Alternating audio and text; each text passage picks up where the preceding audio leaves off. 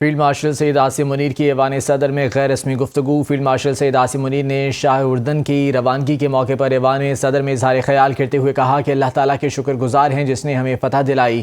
Field marshal Syed Asim Munir نے قرآنی آیات کا حوالہ بھی دیا۔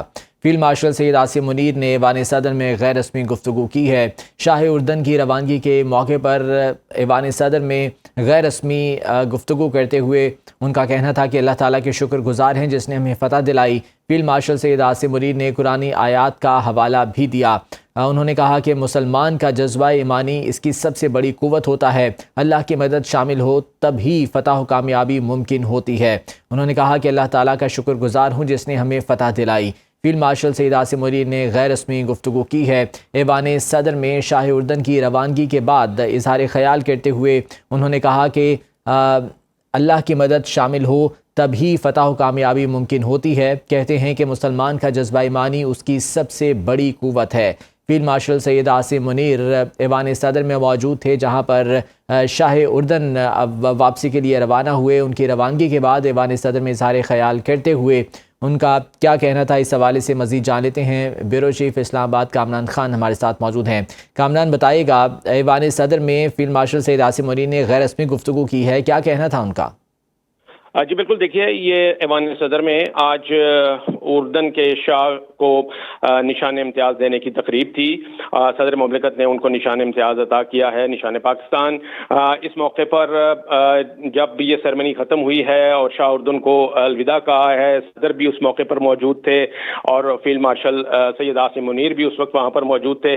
اس وقت وہاں پر کچھ ڈپلومیٹس بھی موجود تھے، کچھ میڈیا کے نمائندے بھی موجود تھے۔ انہوں نے فیلڈ مارشل کو، ہم نے دیکھا کہ فیلڈ مارشل کو مبارکبادیں جو ہیں وہ دی جا رہی تھیں۔ کچھ فورن ڈپلومیٹس تھے اسلامی ممالک کے جو کہ فیلڈ مارشل کو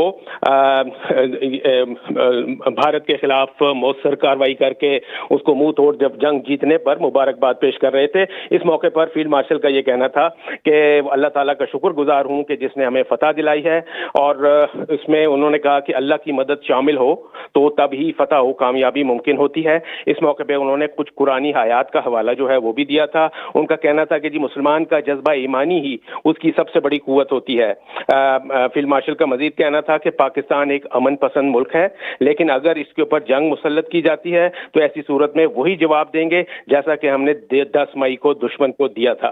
ایسا کہنا تھا فیلڈ مارشل سید عاصم منیر کا۔ اس موقع پر کچھ فورن ڈپلومیٹس اور اسلامی ممالک کے سفیر جو ہیں وہ بھی یہاں پر موجود تھے جب یہ گفتگو ہو رہی تھی، اور فیلڈ مارشل کو جب مبارکباد دی جا رہی تھی مختلف ڈپلومیٹس کی جانب سے، اس موقع پہ انہوں نے ان کلمات کا اظہار کیا تھا۔ یہ غیر رسمی گفتگو تھی جب شاہ اردن جو ہے وہ روانہ ہو رہے تھے یہاں پر ایوان صدر سے۔ اس کے بعد فیلڈ مارشل نے یہ گفتگو جو ہے وہ وہاں پر کی، اور اس میں انہوں نے سب سے پہلے اللہ تعالیٰ کا شکر ادا کیا تھا۔ انہوں نے کہا کہ میں اللہ تعالیٰ کا شکر گزار ہوں کہ جس نے ہمیں فتح دلائی ہے، اور اللہ کی مدد شامل ہو تو تب ہی فتح و کامیابی ممکن ہوتی ہے۔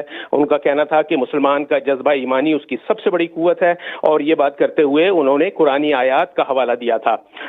ان کا کہنا تھا کہ پاکستان ایک امن پسند ملک ہے، اس میں کسی کو شک نہیں ہونا چاہیے، لیکن اگر اس کے اوپر جنگ مسلط کی جاتی ہے تو ہم ویسا ہی جواب دیں گے جیسا کہ ہم نے دشمن کو 10 مئی کو دیا تھا۔ بہت شکریہ کامران خان، اس بارے میں تفصیلات سے آگاہ کر رہے تھے۔